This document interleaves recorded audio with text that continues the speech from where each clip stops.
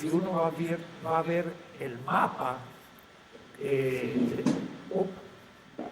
a ver, me quedé aquí trabajo. Si vamos a ver el mapa del Medio Oriente, pongamos que esto es Turquía, esto es el Nilo, esto es el África aquí, así, y este es el Éufrates. El Éufrates es al occidente, ¿no? Y el Tigris, esto yo lo estudiaba, ¿cierto? Todos lo estudiamos allá en la antigüedad, en la Mesopotamia, pero ahora para poder leer el diario hay que saber eso, porque ahí está el centro de la lucha actual. Afganistán está aquí. Era el centro del imperio persa, chiita, totalmente una filosofía distinta. Después se hizo budista. Por eso que los fanáticos árabes hace años bombardearon una estatua monumental como de 80 metros monolítica de una montaña de Buda. ¿De dónde sale que en Afganistán era budista? Es que está aquí el río, pues va hacia Afganistán, ¿no? Afganistán y Pakistán, y después aquí está el Ganges, y está el Indo. Toda esta región era budista, y los árabes la ocuparon, no encontraron ninguna resistencia, porque era un país absolutamente pacificado. No había casi militares. Era un país como el Nepal de monjes. Y los árabes lo ocuparon y destruyeron el budismo de paso. Pero quedaron las grandes estatuas. Llegó el fanatismo del Estado Islámico y bombardeó aquello. Palmira, por el contrario, aquí está Líbano, aquí está Irak. Y esto es un enorme desierto. Palmira está acá, en el medio del desierto. Y uno dice, ¿cómo es posible en medio del desierto una enorme ciudad? Bueno, va mostrando cómo se van organizando los estados de la Mesopotamia, cómo llegan al desierto, y desde esta región dominan lo que es la Mesopotamia y también el Líbano, y Palmira es una gran capital, y va demostrando esto, este estudio histórico. La unificación sumeria, Asur, Hammurapi, y después cómo se va avanzando hacia el norte, el mundo de las ciudades desde el 1600, y entonces de pronto también llega a Palmira, explica lo que era, y uno ve un enorme desarrollo cultural de estados muy distintos, de sistemas jurídicos. El Código de Hammurabi, el primer código de la historia, que estructura la ciudad.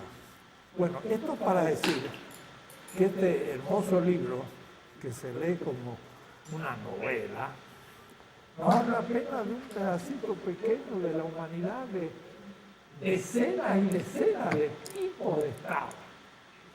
¿Qué pretensión de decir el Estado moderno es el único Estado que ha existido? Además, tenemos Enrique Flores Cano, un libro hermoso sobre el Estado azteca, y le llama el Estado. Lástima que no lo traje porque es muy pesado, es grandote, y como estuve en el centro no podía cargar más libros. Entonces lo recomiendo. Muestra la organización del Estado en México.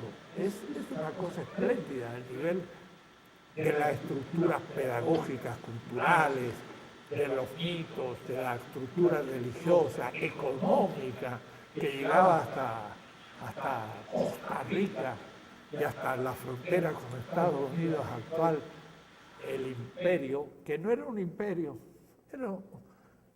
eran un tipo de organización distinto, porque eran siempre 4 Altépetl, pero en este caso, del esplendor de los aztecas eran 3. Pero los aztecas no eran la capital única, compartían con los otros 2 reinos aquel estado tan interesante como era el Estado azteca.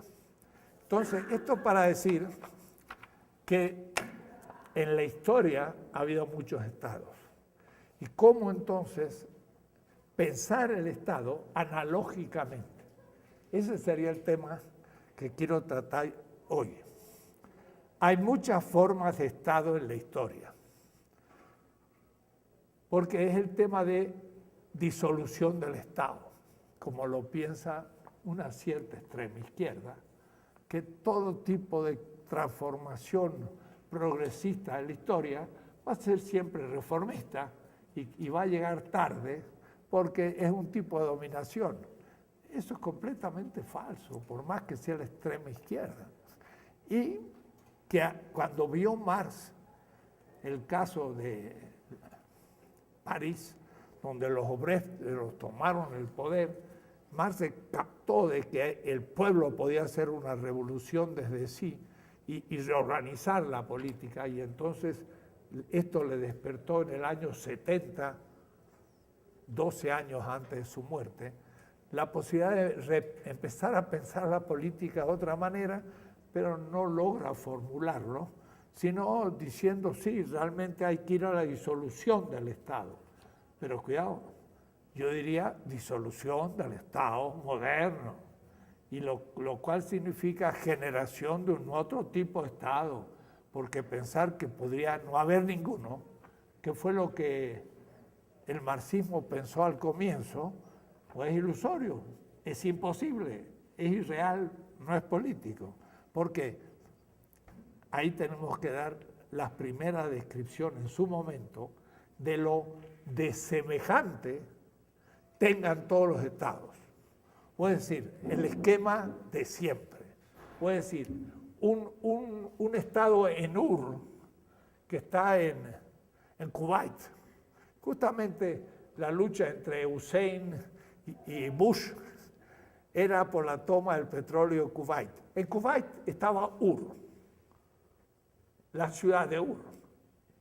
Y de la casualidad de Ur salió un tal Abraham, el padre Abba, pero se transformó en el padre del pueblo. Abraham significa el padre del pueblo. E hizo un exilio en un momento de crisis y pasó al norte del desierto, bajó a lo que es hoy Líbano, llegó a lo que es la tierra de arameos y palestinos, no existía todavía Israel, y como la pobreza era enorme, pasó a Egipto. Y es sabido entonces que José, un hijo o de la dinastía, va a vivir ahí y ahí va a estar Moisés. Pero todo esto no es muchas veces historia, es un relato mítico y es un relato no histórico, pero se está jugando en esta zona de la historia. Bien, en Ur tenemos ya completamente organizado un Estado, y un Estado al cual nos podemos ir remitiendo. Y decía yo, ya en ese Estado hay lo que voy a llamar un momento de semejanza con respecto a otros estados. El esquemita de siempre, de la analogía. Ur, después otro estado X y después otro estado y otro estado N. Pueden ser muchos. Todos van a tener algo de común. Habrá que definir qué es lo común del Estado como Estado. Y luego ir viendo las distinciones analógicas, no las diferencias de una identidad. Entonces, ya no nos interesa la descripción de la identidad del Estado como Estado, sino en qué son semejantes. Y en esto me ayuda muchísimo este libro, muy creativo, porque va hasta la mentalidad del Homo sapiens que vence al Neandertal con una cierta capacidad que le va a hacer posible constituir el Estado. El Estado es la macro o última instancia institucional de la política. Y la política, en el fondo, son las relaciones que pueda tener el ser humano con otros seres humanos, en última instancia, pero no familiares meramente, no de aldea, no de clan, sino más complejas, que por último en el Neolítico, hace como 12.000 años, se concreta ya como ciudades, y la ciudad es lo más complejo. La comunidad primera aldeana, de pocos cientos o miles de participantes, se pasa a la coordinación de ellas con comunidades mayores regionales. Hoy sería el barrio o el pequeña aldea, sería el municipio. En otros lugares le pueden llamar distrito, en otros llamar, muchas maneras se pueden llamar ese tipo de organizaciones. Y después ya confederación de ciudades que entre nosotros ya se van a poder llamar, por ejemplo, estados provinciales y mayores. En el caso de los primeros imperios de la humanidad, el que primero se conoce de gran tamaño es el imperio persa. Los persas justamente están, Elefantina, la capital del imperio persa, pertenece a Irán, también al este de la Mesopotamia, y los persas organizan un imperio que llega hasta el Mediterráneo y hasta el río Indo, lo cual significa ya un inmenso territorio, que es confederación de confederaciones, con muchas lenguas y muchos pueblos. Y claro, gracias a qué, a dos grandes instrumentos. Primero, el caballo, que es el que permita cubrir distancias a mayor velocidad hasta el ferrocarril, hace un siglo y medio. El caballo era más rápido. Y luego el hierro, que vencía todas las armas y a todos los instrumentos de las otras culturas, y se llegó a ser un Estado a mayores dimensiones. Y eso va a continuar hasta hoy, porque cuando hablamos de un Estado nacional, estamos hablando de un Estado regional. Y cuando hablamos de un imperio chino, o de la India, o de Estados Unidos, o de la Unión Europea, estamos hablando de dimensiones mayores. Y Antonio Negri va a querer todavía proponernos el concepto de imperio en un nuevo sentido que habrá que atender, porque efectivamente hay estructuras que van por sobre los estados y aún los más importantes. Puede decir que hay un capitalismo mundial con vinculaciones mundiales que Estados Unidos puede defender con su organización política militar, pero también de la cual Estados Unidos mismo depende, porque gran parte de sus propios capitalistas justamente inventan los paraísos fiscales para engañar al propio Estado norteamericano y, por ejemplo, no pagar impuestos. Quiere decir que traicionan al Estado nacional en vista de una superestructura que acumula capital y tiene una lógica más allá aún de países tan poderosos como Estados Unidos, el cual, para protegerse, ha lanzado los Panama Papers, porque ahí no apareció ningún norteamericano. ¿Por qué? Porque esa información se la guardan para ajustar a todos los capitalistas de la casa y no desprestigiar a Estados Unidos, mientras que ellos descalifican a los otros capitalistas de los otros países para darle ventaja a su propio capitalismo. No nos creamos ingenuamente que hablan por la justicia o para que paguen impuestos, sino que les están en la competencia entre burguesías. Una burguesía se guarda la información y liquida a las otras burguesías, diciéndole paguen impuestos en su país, pero en su país no, porque en el fondo van a ir a los países centrales guardar sus ahorros, y entonces aunque paguen en México los impuestos, al fin van a ahorrar en dólares, en euros o en francos suizos, o es decir que al fin todo ese capital va a quedar en sus manos. Y eso entonces es toda una estructura de la que hay que tener conciencia en la política y de lo cual hay que plantear una teoría del Estado que no deje de considerarlo. Por eso entonces el Estado es muy antiguo, pero no recibe una definición unívoca.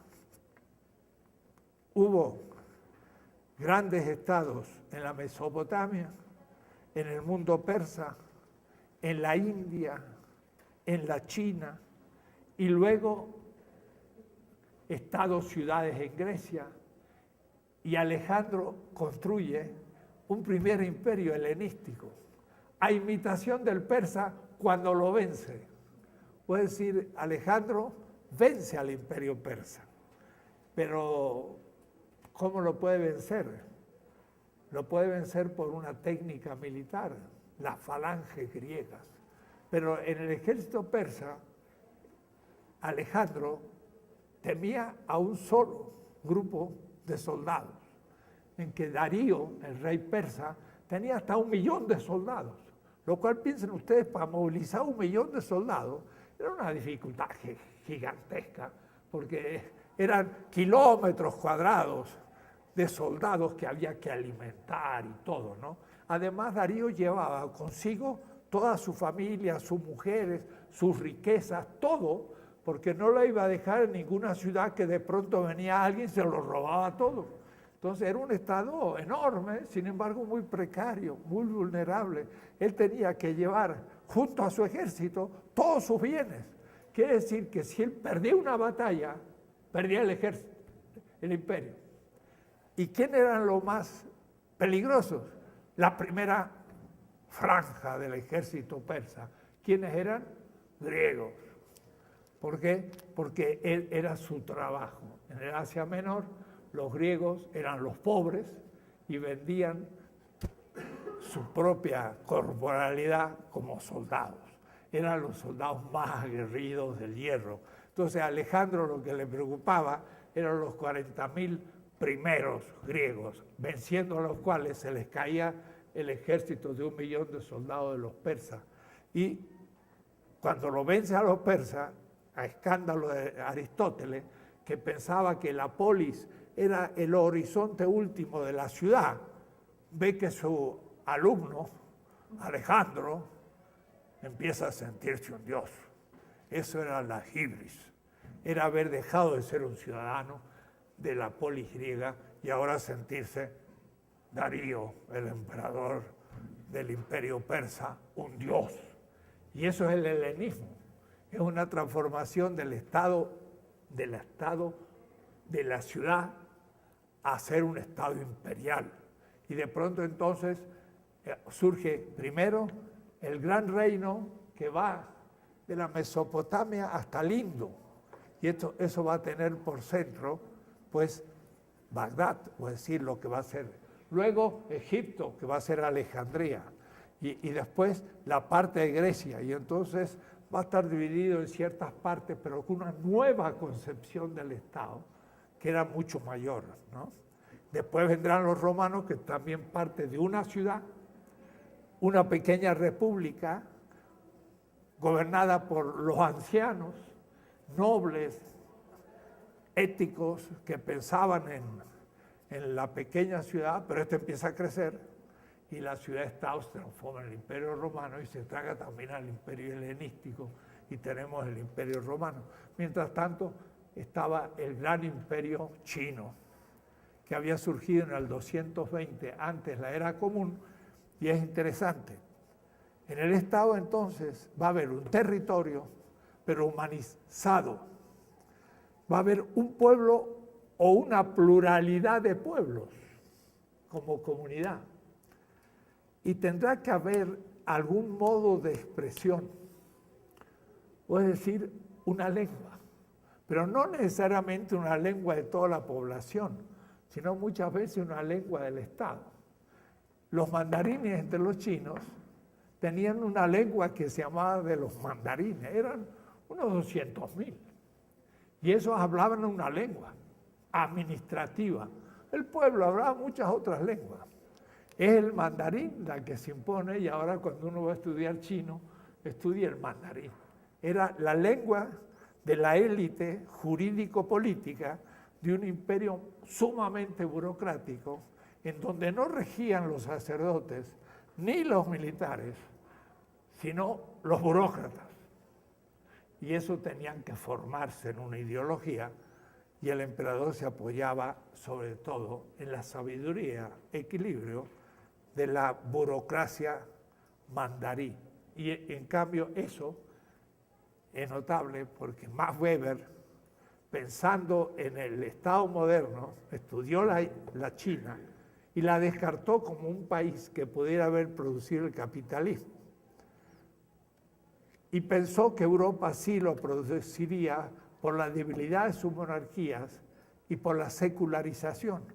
Pero justamente el imperio chino fue el primero que secularizó su administración, porque ser mandarín no era ser sacerdote, sino era ser un administrador, y era formar parte de la élite administrativo-política del imperio mejor organizado de la historia, a tal punto que una vez surgida en el 220, aunque a veces llegaron los mongoles y tomaron la cabeza, pero en una generación esos mongoles se habían chinificado, si ustedes quieren. Habían asumido todos los valores chinos y ya ni se notaba la diferencia. Duró de los 1220 antes de la era común hasta 1912, que recién se declaró la República. Fue un imperio de mucho tiempo. Y uno se pregunta por qué no tuvo dentro de sí la capacidad de una transformación. En cambio, Occidente, mucho más débil, peor organizado, va a realizar muchas transformaciones internas. Ahí vendría bien la hipótesis de Benjamín. Había una ideología corrosiva en el imperio occidental, surgida entre los semitas, que se llama el mesianismo, y que apoyada en los oprimidos, se opone al Estado hasta destruirlo. Los chinos quizás no tuvieron ese tipo de ideología interna que les permitía una transformación radical, sino adoptaron el confucianismo, que era un filósofo, entre otros, en el año 600, pero que 4 siglos después, el imperio lo toma Confucio, que era uno de los tantos filósofos, y lo hace la ideología del Estado. ¿Por qué? Porque es un gran político del orden. Y entonces lo imponen a todo el mundo porque es la gran filosofía política del imperio. Orden. Hay que ordenarse a sí mismo, hay que ordenar la familia, hay que ordenar el pueblo, la provincia y el imperio. Y una vez que el imperio está ordenado, ordena la región, ordena la familia y me permite que yo esté ordenado. Un orden perfecto, no se mueve nadie, 2300 años. Es un pensamiento que tenemos que discutir en los diálogos sur-sur filosóficos, diciendo a los chinos, ¿por qué la China no hizo grandes revoluciones durante 2300 años? Sino que tuvo que venir Mao a hacerla, pero Mao sacó su doctrina de un tal Marx, que la sacó desde un cierto mesianismo europeo. Y entonces, ¿cómo surgió eso? Son cosas que hay que explicar. Yo tengo las mías, explicaciones, pero cada uno debe buscar las propias o refutar las que yo tengo para sacar la propia. O es decir, que un Estado tiene también una ideología, tiene una lengua, la lengua mandarín, pero no era suficiente, porque la gente hablaba otras lenguas. Entonces inventaron una lengua ideográfica que tenía como 1200 signos para alfabetizarse. Nosotros estudiamos 28 letras y ya estamos alfabetizados. Ellos tienen que tener unos 1200 para poder dominar. Pero si usted es culto y es un buen mandarín, llega hasta 8000 signos conceptuales, lo cual significa una sabiduría gigantesca, porque no es solamente poder leer, sino entender hasta lo más recóndito los misterios de la propia cultura. Entonces eso no es solo saber escribir y leer, sino entender la cultura completa, transformarse en un sabio. Esa escritura era un modo de comunicación, ahí sí, de toda la población, no solamente a los... Y entonces en la China se muestra un texto escrito, la gente lee, escribe otro texto y pone otro texto y el otro está en desacuerdo y pone otro texto y las discusiones son por textos que se muestran y no por lo que se habla, porque cada uno puede hablar lenguas distintas. Y entonces, pero puede hablar, pero cifrado en distintos tipos de conceptos unívocos en el diagrama, pero analógicos también en la expresión lingüística de cada lengua. Entonces es algo muy especial. Y lo mismo va a aparecer con los califatos árabes, donde van a tener más problemas, y ahora por eso, porque allí la concepción del Estado es intrínsecamente teológica, y entonces la secularización es más complicada, igual que en otros lugares. Y la cultura occidental, pues justamente va a haber un panel sobre el problema del laicismo, y voy a participar, y voy a mostrar cómo y por qué la cuestión de la secularidad y del laicismo surge en el pensamiento occidental y no en otras culturas. Y, en fin, no voy a entrar al tema ahora. Hubo entonces grandes organizaciones políticas, comunidades con un territorio, una lengua, costumbres, un código jurídico y otras semejanzas, y a su vez distinciones. Las distinciones son en el tiempo y son en el territorio, en el clima y en una cantidad de otros elementos que van a hacer la diferencia. Entonces, eso supondría una historia mundial analógica de los estados. De alguna manera, yo hice en el primer tomo de la política de la liberación esa historia mundial. Porque en la historia mundial yo digo, voy a hacer la historia de los pueblos, pero al mismo tiempo la historia de la filosofía política y de las instituciones políticas. Y las voy haciendo algunas veces uno más y otro menos, pero voy repasando esa historia.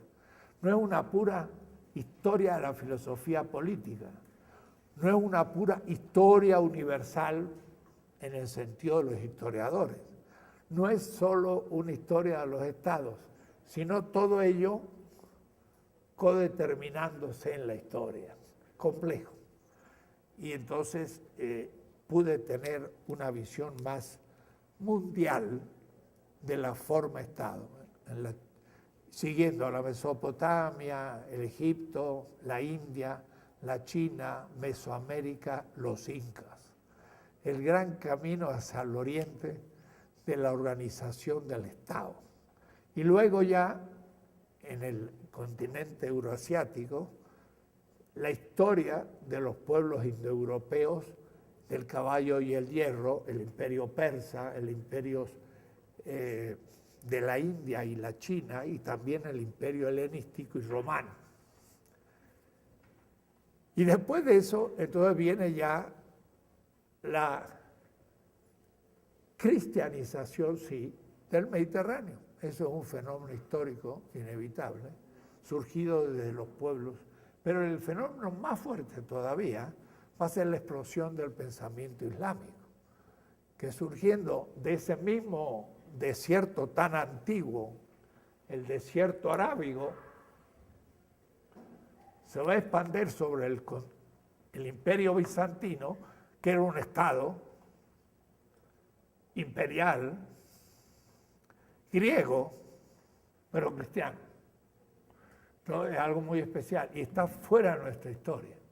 No tenemos idea de lo que es el imperio bizantino, porque en nuestras historias solo se ve el mundo occidental romano, cuyo frontera se encuentra, si esto es Grecia y luego es Italia, justo entre Grecia e Italia, ahí donde está la guerra en Yugoslavia, estaba el fin del imperio bizantino-griego y ahí empezaba el latino-germánico. Entonces Europa no es todo el Mediterráneo, ni todo el mundo helenístico romano, sino que lo que llamamos hoy Europa, o hasta hace muy poco, se está reconstruyendo, es el mundo latino-germánico, solo. Y de él es el que hacemos el centro del mundo, y entonces estudiamos, en el caso que lo hagamos, esa filosofía que surge desde San Agustín en el norte del Mediterráneo, en el norte del África, que va creciendo y que en el siglo VI se interrumpe por la expansión musulmana. Entonces, el gran hecho de esta etapa no fue el cristianismo que llegó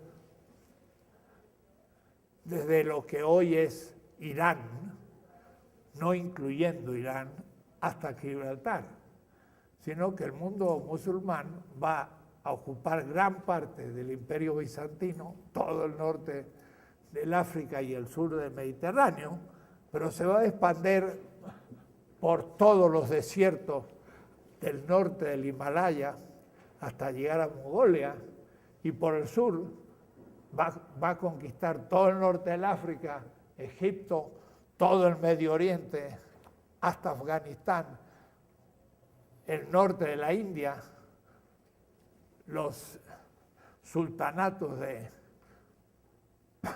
sudeste asiático, llegando hasta Filipinas. Ayer la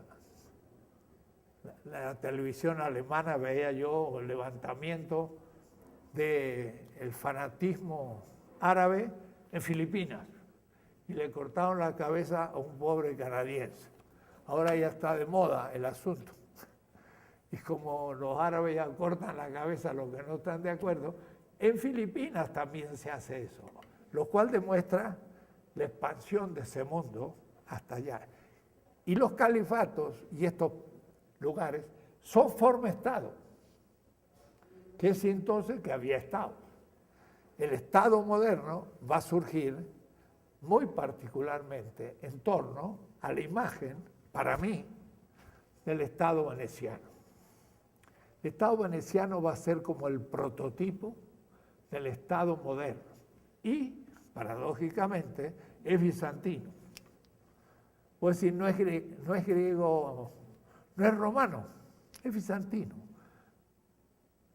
Venecia era una ciudad que se construyó a la salida del río Po, que no tenía ni tierra propia, y sobre unos islotes de barro se fue construyendo una ciudad en el agua, que no era ni el Sacro Imperio Romano heredado de Carlomagno, ni el Estado Pontificio. Entonces decía, nosotros somos libres, no dependemos de nadie. Y nadie podía atacarlo porque nadie se animaba a entrar en el lago y ellos dominaban el mar. Entonces ni el imperio ni el papa podían entrar a Venecia. Y la única ciudad que tenían en tierra firme se llamaba Padua. Y entonces no es extraordinario que el pensamiento democrático empiece por los franciscanos de Padua. Y ahí empieza, y ahí está Occam también después. Es decir, el pensamiento del poder del pueblo se formula en Venecia, no en el imperio alemán, ni por supuesto en el Estado Pontificio. Y esa Venecia tiene una gran asamblea, el Concilio Magno, donde 1200 padres de familia, que son los padres de todas las familias de Venecia, tienen democracia directa. Y es el gran palazzo de Venecia, bellísimo, que hay que ir a visitarlo, donde hay una enorme pintura de Tintoretto más grande que esta pared. Y miren lo que está en esa pintura. La toma de Constantinopla por los venecianos. Pues la gran gloria de Venecia es haber tomado la madre patria, que era Constantinopla. Constantinopla, una ciudad que se fundó en el 330, había sido imbatible. Los árabes querían conquistarla y no podían. Pero los venecianos en el 1200 tomaron Constantinopla y la incendiaron. Fueron los propios cristianos quienes destruyeron a Constantinopla, que después va a caer en manos de los otomanos. Pero para demostrarles esa burguesía que nacía en Venecia, que tenía una democracia directa, que tenía un duque, que era una especie de presidente electo, no monarquía, de donde sale la palabra doge en veneciano, duce en italiano, Führer en alemán, el dictador, ¿no? Hitler y Mussolini. Eso era el doge. Entonces tenía un poder ejecutivo, un poder legislativo democrático y el Consejo, los Dieci, que eran los jueces. Entonces tenía poder ejecutivo, legislativo y judicial. Y completamente en manos de la soberanía del pueblo en democracia directa. Eso fue muy descrito en el siglo XVI. Y la revolución de Cromwell en Inglaterra toma Venecia como modelo. Y de ahí surge el parlamentarismo inglés y el Estado moderno. Esta hipótesis no la tienen todos, pero justamente cuando estuve en Venecia más de una vez me metí en la biblioteca del municipio y me puse a leer ahí muchos tipos de documentos de Venecia y se ve muy bien lo interesante de ese Estado. Y ellos le llamaban el Estado. El Estado. El Estado en el sentido de Estado de derecho. Estar de una manera significa Estado, ¿no? Para mí se origina ahí el Estado moderno. Se fundó en el año 814. Mire qué interesante. Venecia se funda en el 814 después de la era común. Y Cartago se funda en el 814 antes de la era común. 1600 años de diferencia de la formación de Cartago y de Venecia. Cuando Aristóteles, en la colección de la política, de las constituciones, de todas las polis de Grecia, toma las constituciones, describe Esparta. Pero a la que dedica más tiempo era Cartago. Para él era el estado prototípico, para Aristóteles. Era un estado semita. Ni nombra a Roma, ni existía Roma para Aristóteles. Era el semita. Y este Cartago, que era mucho más poderoso que Roma, le va a faltar la estrategia romana y al fin va a ser destruida por Roma, habiendo sido mucho más rica y habiendo tenido mucho más colonias que Roma, pues al fin Roma, aquello de Catón, de Lenda es Cartago, destruida sea Cartago.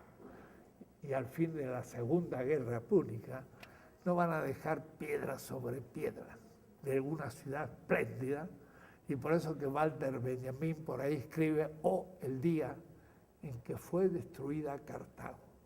Porque en Cartago había tanta cultura como en Roma y en Atenas sumada. Y sin embargo no quedó nada, Entonces la historia es dura. La forma Estado europea es una de las formas de Estados, es la moderna, y entonces habría que darse cuenta que quizás le podemos llamar el analogado principal, si ustedes quieren, pero en realidad no habría que pensar, es analogía de atribución intrínseca, no de proporcionalidad.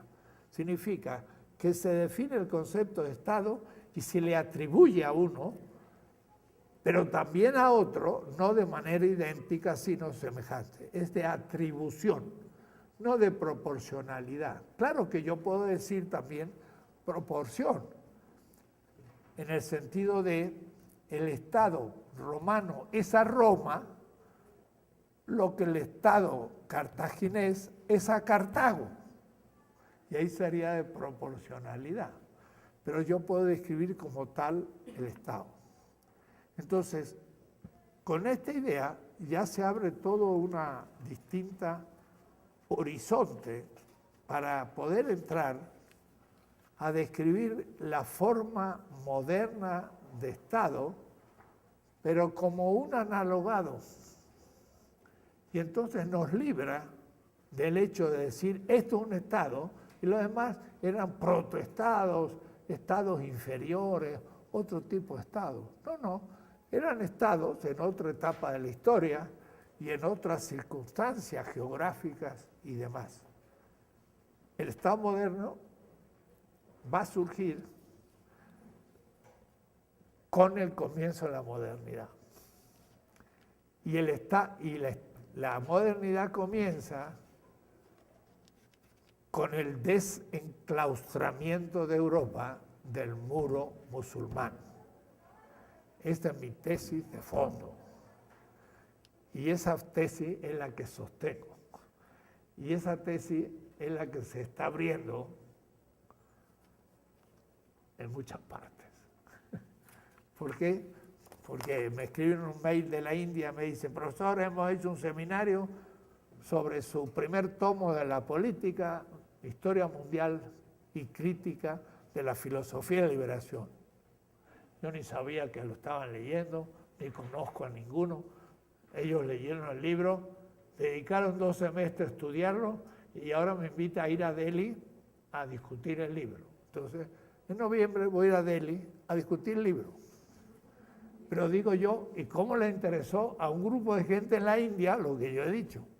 Pues yo sé que les interesa porque he estado más de 5 veces en la India. Me acuerdo un curso que di en Madurai y entonces uno me dijo, profesor, ahora entiendo la historia de la India, cuando le expliqué la historia. Pues sí sé que los hindúes también son eurocéntricos y no tienen una visión ni de la India como la estamos explicando descolonizadamente. Y cuando explico eso en Marruecos, me dice, ahora también entendemos qué pasó al mundo árabe, porque en mi pregunta cuando voy les digo, ¿y por qué en el siglo XVI se vino abajo el mundo árabe? Ya no hubo nunca más filósofos, ni hubo grandes personalidades como había habido en el siglo XV todavía. En el 1400 tenían grandes intelectuales y en el 1600 no tiene ni uno. Y ya nunca más hasta hoy. ¿Qué pasó? No saben. No saben lo que pasó en América Latina con respecto al mundo musulmán. Entonces les explico eso y se quedan pensando. Ahora se lo digo esto a mis alumnos aquí y me dicen, qué idea más interesante, pero ni se dan cuenta lo que digo. Bueno, porque es obvio, porque estoy explicando nuestra historia, pero ustedes no se dan cuenta que si los árabes se hundieron fue porque los portugueses y españoles, pobres personajes, y entonces aquí tenemos hoy un español, pero cuando yo en España digo, España es el primer país moderno, me dicen, ¿usted es franquista? Porque ¿quién habla bien de España si no los franquistas? Porque los demás tienen un complejo de inferioridad de ser el último vagón de cola del tren que arrastra la locomotora alemana. Y van pidiendo permiso de que los dejen en Europa y que les den algunos euros para sobrevivir. Pero no saben su historia. En el siglo XVI, España era el primer país moderno, mientras que la Alemania, Inglaterra y todo estaban en la vida provinciana. No tienen visión histórica porque son eurocéntricos y creen que son centro del mundo desde que su madre los parió. Pero no, fueron centro del mundo desde que el Atlántico los parió. Dejaron de ser periferia del mundo árabe y se transformaron en el centro. Ahí surgió la modernidad y el Estado moderno. ¿Quién es el Estado moderno? Carlos V dice, en mi imperio no se pone el sol. Qué bonita expresión, pero ¿qué significa eso? Es el primer imperio mundo de la historia. Efectivamente, mientras que salía el sol en Filipinas, se había puesto en España. Y en su imperio no se ponía nunca el sol, porque era en toda la tierra. Es muy grave, es la primera vez en la historia. Los griegos no hicieron nada, se ponía el sol en Gibraltar y estaba en plena noche en Beirut. Y ahí se ponía el sol y salía de nuevo por el oriente. Y había pasado por abajo, vaya a saber por dónde, pero el sol volvía a salir. En cambio, Carlos V decía, en mi imperio no se pone el sol. Además, un español, portugués, pero en nombre de los reyes de Castilla, hizo la primera vuelta empírica de la Tierra que funda la modernidad. Porque usted podría decir que la Tierra era redonda y ya los griegos la habían medido y todo, pero nadie había dado la vueltita. Pero Magallanes salió de Sevilla, llegó al estrecho Magallanes, que ya lo tenía en su mapa. Magallanes ya tenía dibujado su estrecho Magallanes, porque ya los chinos habían pasado hacia años por ahí y habían hecho mapas. Y cuando llegó el Pacífico, quedó asustado, no había vientos. Y le dio una peste a todos sus soldados, a los marinos, y se estaba muriendo en el Pacífico, donde empezó a correr un poco de viento. Y llegaron a islas de las Molucas, y Magallanes, que a nombre de los portugueses había estado en las Molucas, pero del África a Molucas, y había comprado un esclavo que siempre lo llevaba con él.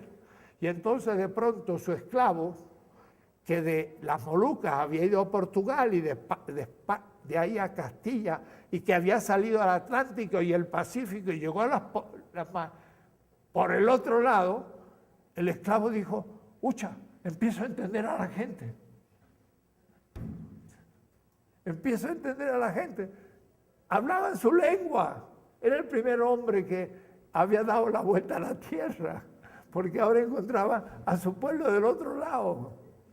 Y entonces eso lo hizo España. Los científicos, los del Instituto de Filosofía, analíticos y todos, grandes filósofos de la ciencia, no se dan cuenta que empíricamente la Tierra la descubrieron redonda los españoles. Claro, los chinos antes, pero como nosotros de los chinos no creemos nada y todo lo que ellos descubrieron nos lo atribuimos a los europeos, entonces en realidad los españoles descubrieron la África, América y todo con mapas chinos. Pero esa es otra historia que no quiero contar hoy. Bien, al nacer el Atlántico se vino abajo el mundo árabe. Y cuando le digo esto a los árabes, dicen, ¡acha! Nunca se nos había ocurrido.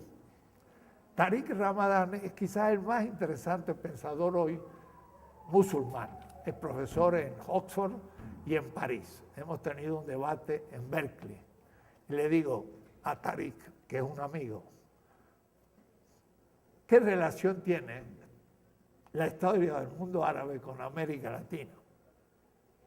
Me miró, me dijo, no sé, ninguna. Le digo, de América Latina vino la plata y el oro a España y a Europa. Hubo entonces una inflación de la plata de todo el mundo antiguo. Entonces un árabe tenía 10 monedas de plata en el 1500 y en el 1600 las 10 monedas de plata valían por una. Se habían provecido sin perder ninguna plata, porque se había devaluado por las 20.000 toneladas de plata que salieron de Potosí, Zacatecas y de todos lados, y se empobrecieron. Pero además, ellos eran la conexión del mundo árabe con la China, con la India, por las caravanas que salían de Bagdad. Ahora empiezan a funcionar el Atlántico y luego el Pacífico, el Océano Índico y el Pacífico, y los árabes se quedan ahora dentro de la conexión establecida por España y Portugal. Y esto que es tan simple es todo, porque todo empieza a girar de otra manera. Ya les dije alguna vez que esto explica que Lutero, que era el norte de Europa, desconectado del mundo porque tenía que pasar por Italia para llegar al sistema mundo, cuando se abre el Atlántico, se abre el Báltico, y los alemanes del norte de Europa se conectan al centro del sistema. Y entonces los alemanes dicen, ya no necesitamos más de Roma, porque ahora salen al Atlántico. ¿Y quién era Roma? El Vaticano, Roma. Entonces los luteranos se separan de Roma, porque ahora no lo necesitan, ya pueden ir por el Atlántico, América, el África, donde sea. ¿Para qué el Mediterráneo? Es un mar secundario. Y Hegel decía, el Mediterráneo es el centro de la historia universal. De la cabecita de Hegel, que era chiquita. Claro, centro del mundo de Hegel, el Mediterráneo. Y cuando yo les muestro un mapa y ven el Mediterráneo chiquito, el Atlántico grande, el Índico más grande y el Pacífico gigantesco, es ese mar centro del mundo. Eso se lo creía Europa. Y se lo creen todos nuestros estudios y también nuestro departamento de Historia y de Literatura de la Facultad de Filosofía, que está en el Neolítico. Bueno, yo me río porque tengo derecho. Lo he sufrido. Entonces ahora ya que estoy viejo, ahora ya puedo decir lo que pienso. Ya si me echan no importa. Pero espero que ustedes aprendan. y que no los echen. Pero a veces hay que también sufrir. Porque si yo no sufro, tampoco lo logro. Bueno. Al transformarse en metrópolis de numerosas colonias, España adquiere la fisonomía de centro ante una periferia en la que, como dije, no se impone el sol. En el inicio se constituye ya el mito moderno de la superioridad del yo europeo sobre este ser humano colonial reducido a mano de obra indígena, el esclavo africano, el asiático objeto de la guerra del opio. Se va a construir el Estado moderno, el Estado español. Entonces es fantástico. Yo trabajé 4 años en las vacaciones en archivos de Indias y leí 40.000 papeles de 40 legajos. Y cuando el rey firmaba sus reales cédulas, es fantástico. Yo lo miraba y él ponía abajo, de una manera tremenda, así: yo, el rey. Pero un yo grande. Yo, el rey. No ponía ni su nombre, que sepa usted el nombre por la fecha. pero él era Carlos V, Felipe II, Carlos I, lo que sea. Era yo. Y yo digo, wow, ahí está el yo moderno. Yo, el rey. Y tenía todos sus súbditos en todo el mundo. Ese es el yo pienso de Descartes, pero no es el yo conquisto de Hernán Cortés. Y entonces estas hipótesis allá, en los años 70, ahora ya lo veo completamente asegurado y ya nadie me lo puede refutar. Y se va expandiendo. Y entonces en la India leen y dice, claro, pues ese yo es el rey inglés. Y un africano que fue colonia francesa dice, claro, ese yo era el rey francés. Y los que eran de una colonia dinamarquesa, dice, era el dios, el rey de Dinamarca. Y todo el sur está entendiendo cosas que pensamos hace 40 y tantos años. El yo conquisto, que denomino desde hace decenios como yo ego conquiro, constituye la naturaleza objeto de la explotación por medio para lograr la riqueza. Y ese yo es también el centro del Estado, porque la soberanía pertenece al rey, no al pueblo. No en España exactamente, sino al reino. Y por eso que el rey de España tenía que firmar un contrato con los reinos, los que le ponían condiciones y él tenía que rendir cuenta. No era como el rey inglés, el rey español en Castilla, porque era un señor feudal que para poder tener mayor dimensiones que el feudo y organizar un estado de un territorio que hoy llamaríamos nacional, hacían un pacto. Y por eso que cuando se muere Fernando VII, entonces según las leyes de Castilla, no, ni Rousseau, ni Voltaire, ni ninguna revolución francesa, Primo Verdad, no habían leído a los franceses. Dicen, el rey está preso, recuperamos la soberanía. ¿Por qué? Porque el rey no es el sujeto de la soberanía, no el rey. Y entonces el asunto es, ¿quiénes somos? Bueno, somos el Cabildo de Veracruz, que fue el primero que tuvo poder. Pero entonces otros dicen, y los indígenas forman parte, y entonces con Talamantes empieza una discusión. ¿Quién es realmente el sujeto del poder si el rey se muere? Y entonces ahí se agarraron, y mientras que estaban agarrando entre ellos, pues se organiza un ejército entre los españoles que están aquí, no los españoles de España, y arman un ejército y dan un golpe de Estado y los liquidan a todos los criollos, 1808.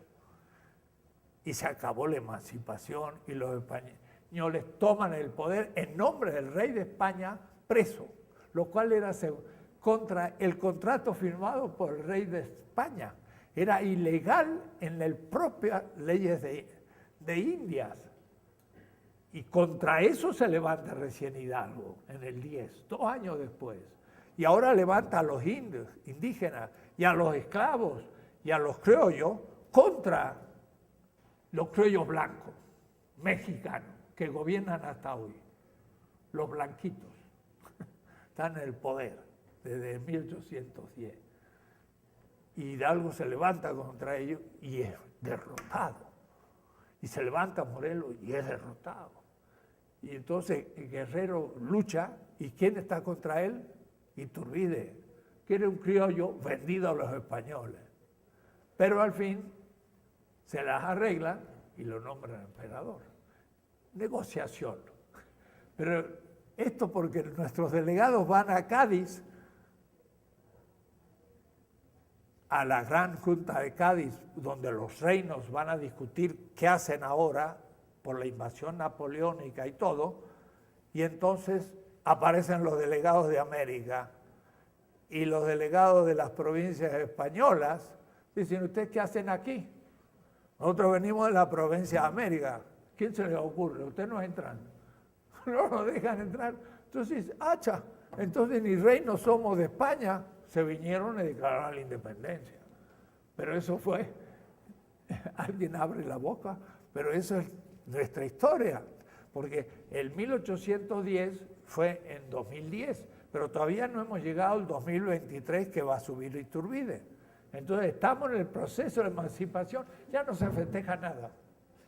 Ya Hidalgo logró la emancipación, no logró nada Hidalgo, fue vencido por los criollos mexicanos, blanquitos. La mayoría del tribunal que condenó eran 7 mexicanos criollos y 5 españoles. Así que a Hidalgo lo matamos los mexicanos, no los españoles. Y no lo cuentan. Además, en esa época, Nueva España limitaba con el Imperio Ruso. ¿Sabían ustedes? Con el Imperio Ruso, ¿por qué no hacen ese mapa?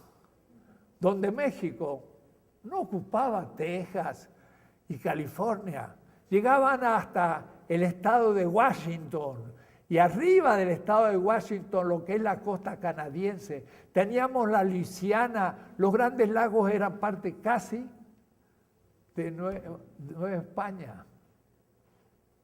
Nos quitaron 2/3 partes del territorio. Miranda, un héroe venezolano, viajaba por Europa para conseguir la alianza con los ingleses, no se la dieron, los franceses, para luchar contra el rey de España. Y el único que le tomó en serio fue la zarina de Rusia, de Moscú, y lo nombró general del ejército zarista, a Miranda, un héroe de la emancipación venezolana. Y usted mirá, ¿qué tendrá que ver la zarina con un héroe latinoamericano?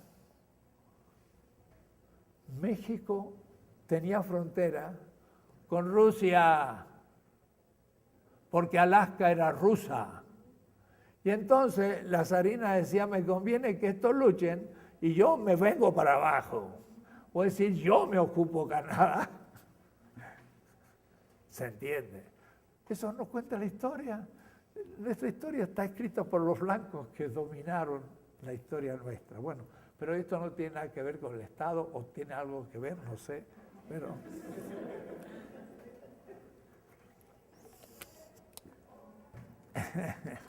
la historia. Tendríamos que hacer ese mapa grande de América con la presencia del zarismo, las colonias inglesas allá de la Apalache hacia el este, chiquititas que entran en un trazo, y México ocupando todo Kansas, todo hasta al este, al oeste de los Rockies y hasta el norte, y entonces ver lo que nos sacaron. Nos sacaron más de 2/3 partes del territorio. Y en cambio nuestros patriotas actuales ponen al Río Grande como la frontera, como diciendo, eso es de ustedes, porque ya se lo entregaron. No sé, la historia es larga. Ya estamos colonizando. Cuando uno va a California, lo propio de California es todo mexicano. La comida, lo que se hace, todo. ¿Cómo pasaron los visigodos al Imperio Romano? Desmojados por el Danubio. Sí, claro. Y fueron pasando y pasando y pasando, y de pronto hicieron un ejército y sitiaron Bizancio. Y entonces el emperador, cuando veía eso, dijo, váyanse al occidente. Y entonces se fueron y tomaron Roma, Alarico. Voy a decir que los mojados se transformaron en los visigodos, los godos del este. Bueno, ya empezamos a cruzar el Danubio. Pero tenemos que saber que era nuestro. Si Israel ocupa un territorio que hace 2000 años le sacaron, pues nosotros podemos uno que nos lo sacaron hace 1 siglo y medio. Es más reciente, ¿no? Bueno, chistoso, pero sigamos. ¿Cómo se llama el pirata que apoyó la zarina rusa?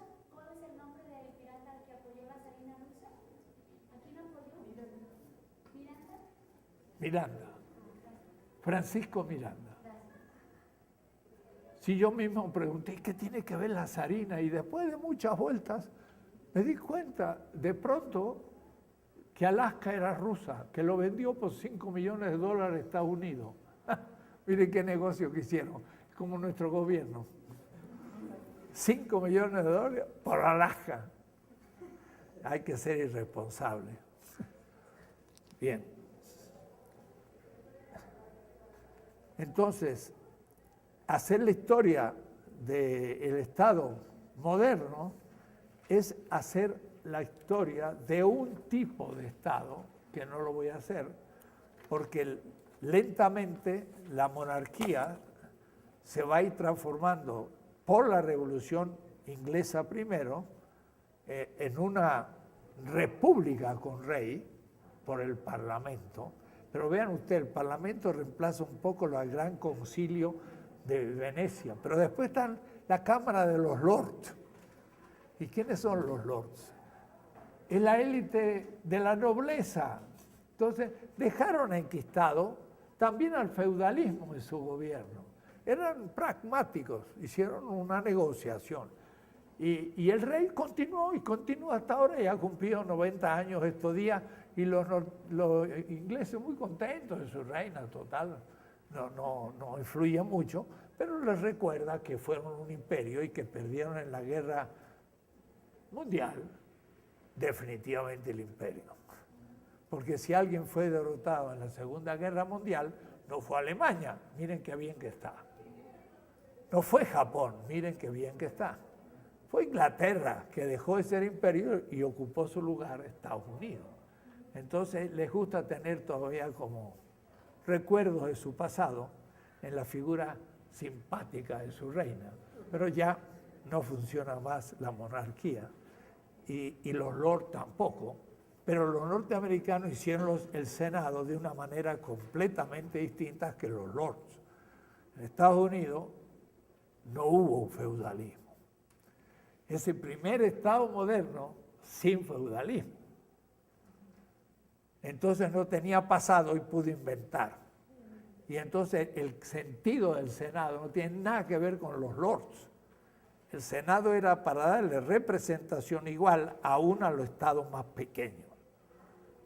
Y los diputados es la representación por el número de habitantes, que es el que realmente gobierna. Pero lo otro equilibra.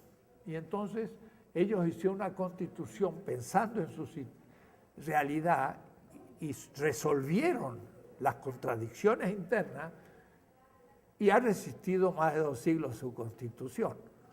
Nosotros no hemos hecho ninguna constitución que parte de negociaciones entre los que efectivamente ejercen el poder.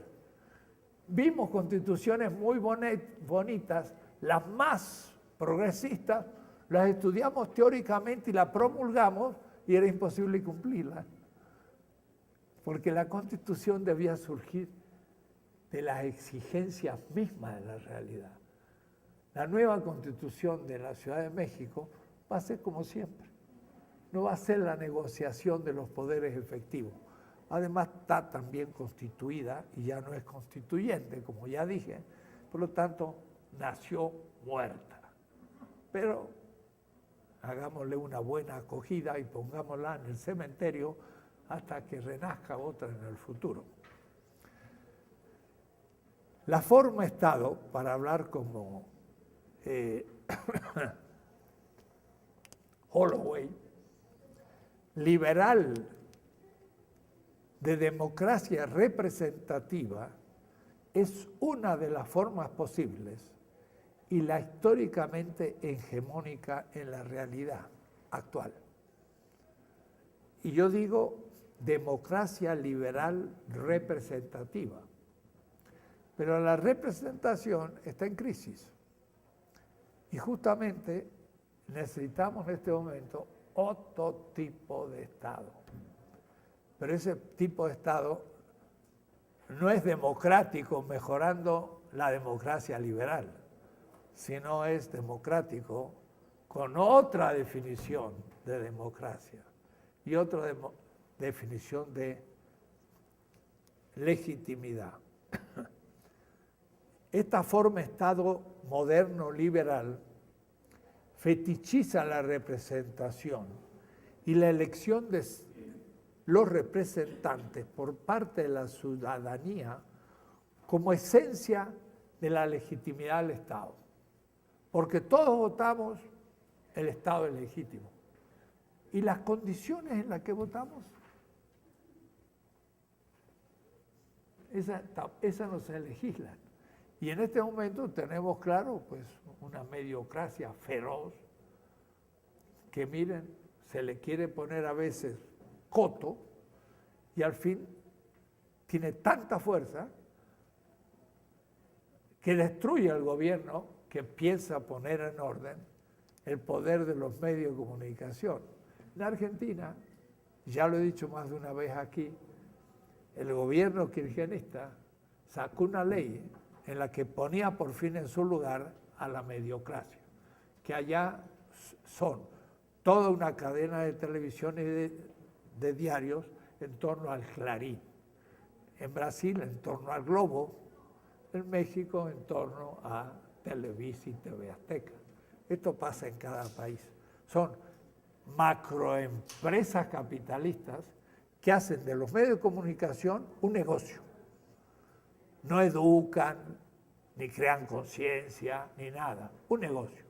Y a su vez son instrumentos de dominación política.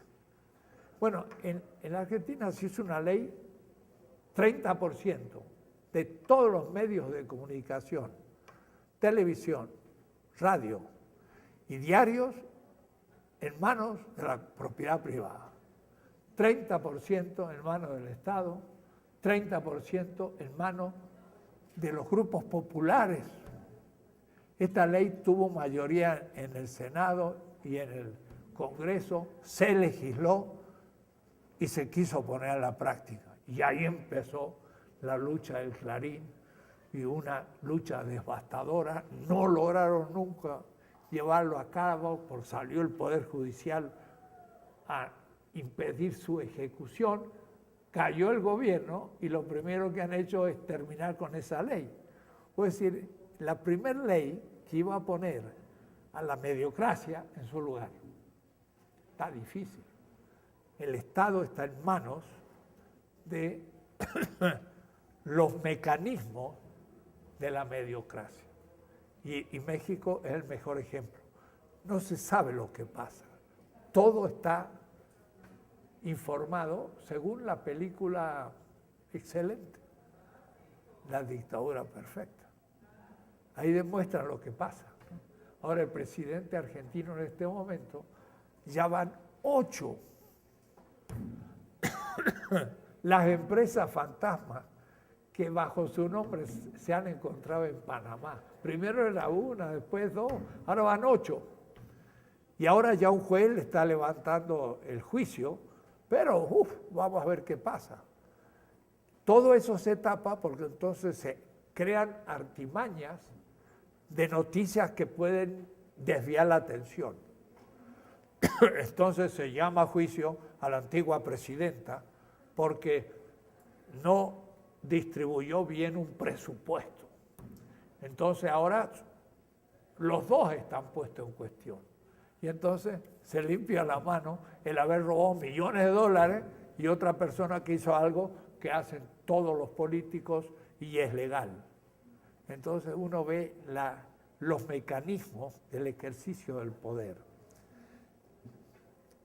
Para elegir, o es decir, los representantes son creados a modo como se crean la compra de las mercancías. Tome Coca-Cola, la chispa de la vida. Y con la misma tecnología te crean un candidato. Pero ya no es una ilusión. Lo hicieron y estamos ahí dentro. Y lo hicieron en nuestras narices y dijimos que lo estaban haciendo y lo hicieron. Y ahí está. Voy a decir que no es una posibilidad, es una realidad. Y debo decirle, hasta los diarios críticos ponen propaganda como noticia, haciendo un recuadro. No hay día que en la jornada no aparezca una noticia del gobernador del Estado de México. No hay día. En el diario crítico, pero con un recuadro que usted debe saber que eso no es una noticia, sino una propaganda. Pero hay que saber mucho que ese recuadro es eso. Pero claro, como también no tienen infinitos bienes, tienen que vender y venderán caro esa noticia. Pero todos los días aparece. Entonces, esa figura se va haciendo actual. Están produciendo un producto. Al fin, por repetición, ya lo tengo en la memoria y cuando digo otro candidato, pues no conozco ninguno, entonces se impone. ¿Cómo la propaganda puede crear? Entonces, ¿qué significa la elección? Significa la confirmación de un candidato elegido por los grupos minoritarios que se llaman los poderes fácticos. Y por desgracia la gente lo cree hasta que el sufrimiento llega a tal punto en que empieza a no creer. Pero ¿cuánto durará eso? No sé. A veces digo, nuestro pueblo hace 7.000 años que en este valle cultiva vegetales. Es uno de los lugares de la tierra donde la agricultura es más antigua. Unas calabazas chiquitas ya se cultivaban en el Valle de México. Que sí, tenemos como 7.000 años de la paciencia austera del campesino que soporta todas las calamidades del mundo. ¿Cuándo ese campesino va a decir, basta? Nunca. Tiene una capacidad de sufrimiento infinita. Espero que algún día lleguemos a ese límite y entonces las cosas puedan cambiar. Mientras tanto, tenemos el deber de seguir pensando estos temas, porque si no, no salimos. La representación se ha corrompido porque parece que el elegir el representante es la esencia de la democracia. Pero hasta Habermas dice que la democracia es un sistema de legitimación que se basa en la participación simétrica y racional y argumentada de los ciudadanos. O decir, tenemos que ponernos de acuerdo sobre qué queremos y por qué, y entonces elegimos un candidato en base a eso, y eso es legítimo. No simplemente depositar un voto condicionado por la propaganda de que ni sea quien elijo, porque tampoco me han dicho de su vida. Entonces, y además, la representación se aísla de la ciudadanía y se transforma en una élite burocrática, al fin, al servicio del poder económico. Porque también el criterio de triunfo es la riqueza.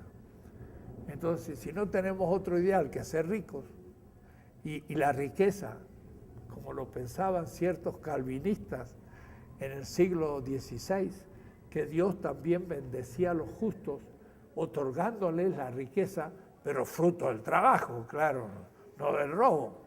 Pero de todas maneras, era una manera aceptada por el calvinismo. Entonces ya, si lo mejor es ser rico, yo lo logro de alguna manera, y si no puede ser legal, será ilegal. Pero es toda una manera de concebir la vida y una ética del éxito que es la que hay que poner en cuestión. La democracia representativa en crisis nos habla de la necesidad de otro Estado. Y la única manera es el poner a la representación confrontada a la participación. Entonces, hay que institucionalizar la participación. Cuidado, esa participación también puede ser manejada. En estos días, en Venezuela, se están recolectando los primeros 200.000 firmas para destituir a Maduro. Y esa institución de participación del pueblo que puede interrumpir el gobierno de un representante, está siendo usada contra un representante que inventó esa fórmula para que el pueblo pueda participar y se les puede volver en contra. Pero hay que arriesgarse y hay que llevarlo a cabo, pero me va a gustar saber si lo mismo va a poder ser en Argentina con un Macri, que es mucho peor en los pocos días que ha tenido de gobierno, y sin embargo hay como una aceptación y no se llega a esos puntos. Pero en fin, es necesario pensar en la representación. Pienso entonces que el Estado futuro va a ser otro tipo de Estado, y hay que pensarlo, que no va a ser el Estado moderno, sino va a ser un Estado de participación distinto, y hay que saberlo definir.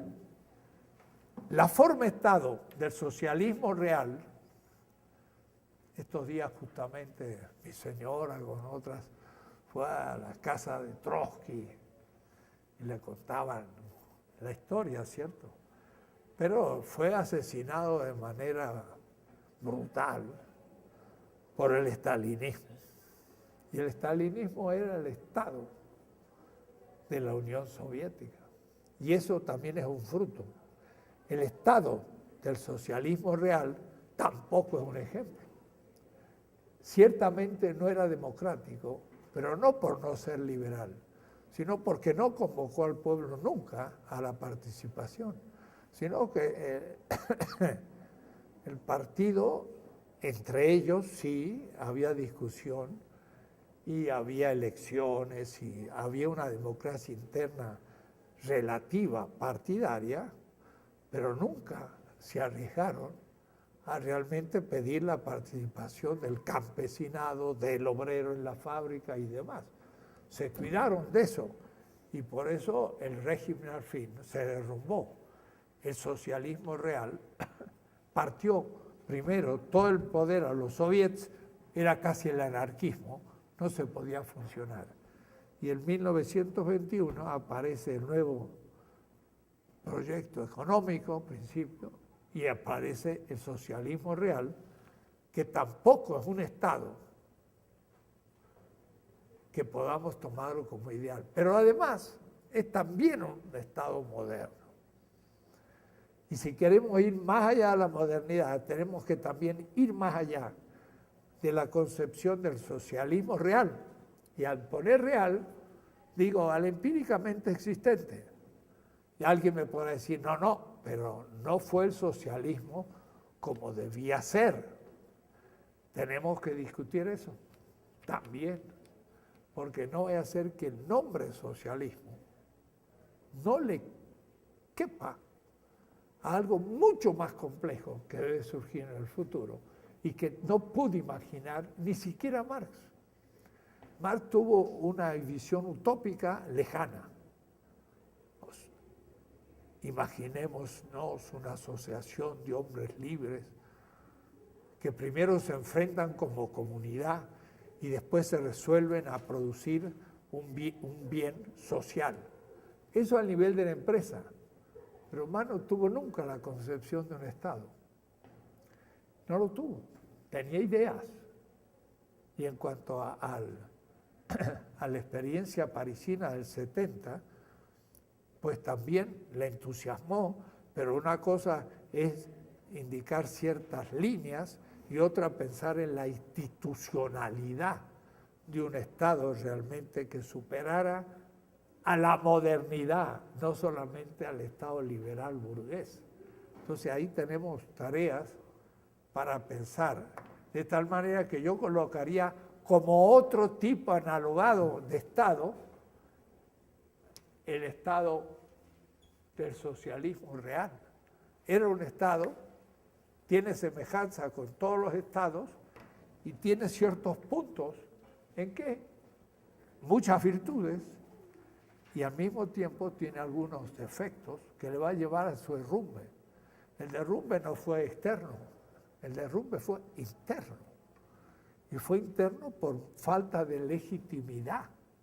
Cuando de pronto Wałęsa, una persona, se levanta ante el partido no sabe qué hacer con una persona que se levanta, pero que tiene una gran audiencia, y se derrumba todo un sistema porque no tenía base en la legitimidad realmente de un pueblo militante. Ya eso había quedado en la historia y hacía mucho tiempo atrás. Además, una Polonia tenía muchos problemas, porque Polonia es un pueblo sin Estado durante mucho tiempo, hackeado por el zar y por el Kaiser.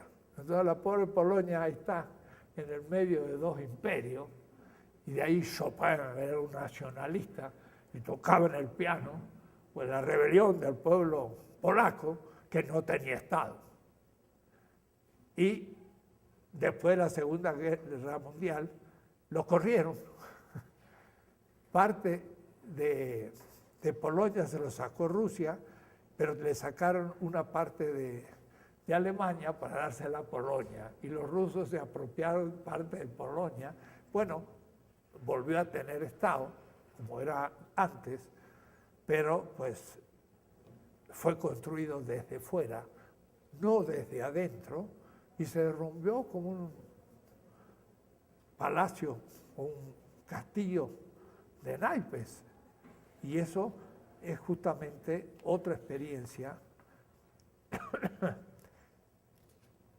La hipótesis anarquista de que todo Estado es dominador, bueno, forma parte de esa tradición de Stirner, anti-hegeliana, ante un Hegel justamente del concepto unívoco de la política.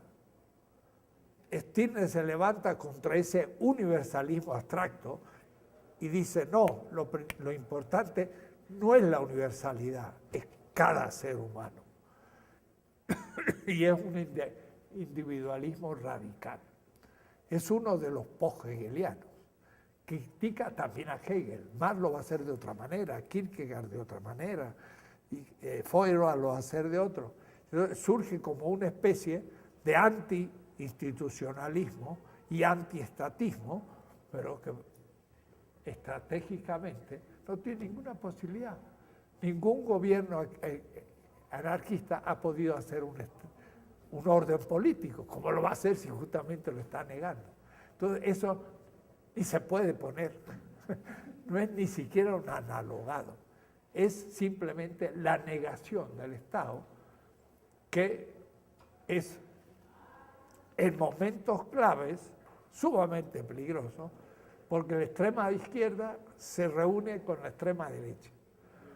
Y entonces está Nozick, que habla del Estado mínimo. El Estado tiene que tener la policía y no mucho más.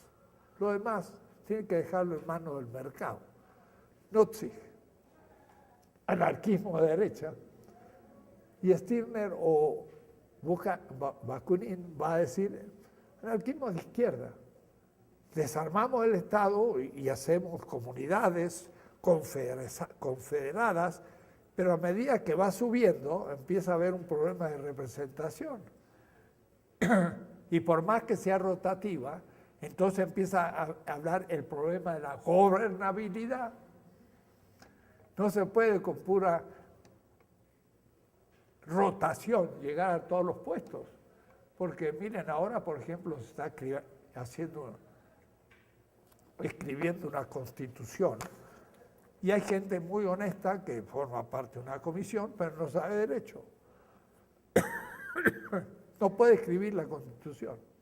Lo que sí puede hacer es corregirla cuando entiende qué se ha escrito, pero no puede reemplazar a un constitucionalista, el cual tiene que recoger las interpelaciones de la gente, pero es necesario un profesional. Entonces hay ciertas cosas que el idealismo lleva a una ingobernabilidad. Termino porque ya pasé la hora. El dilema entonces entre la forma de Estado y solución del Estado,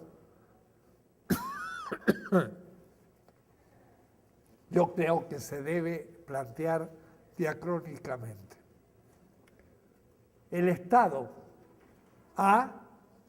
llega un momento crítico en que hay que disolverlo para pasar a otra forma de Estado.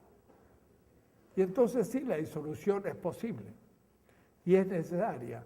Es un momento mesiánico de destrucción del Estado para hacer otra cosa mejor, pero no para ir a un sistema en donde no va a haber más Estado, porque entonces sería el caos completo.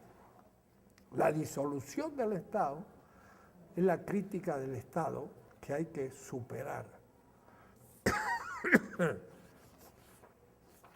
Y entonces hay que dar las notas de semejanza de todos los estados y ver las distinciones analógicas de cada estado, y así tenemos un tratado del Estado. Hay un alumno de la Metro que ha hecho una tesis ahora sobre el Estado.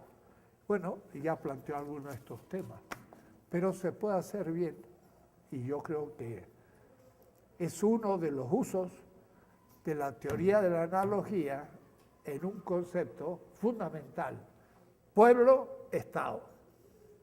Pero después vamos a tener el derecho, y también es analógico, y se va a empezar a analogizar todas las categorías de la política. De pronto se pone todo en movimiento.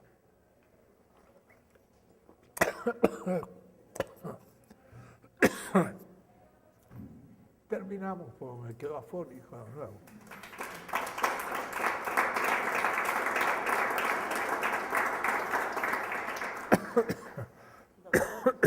Un pequeño obsequio, porque lo estoy batallando con...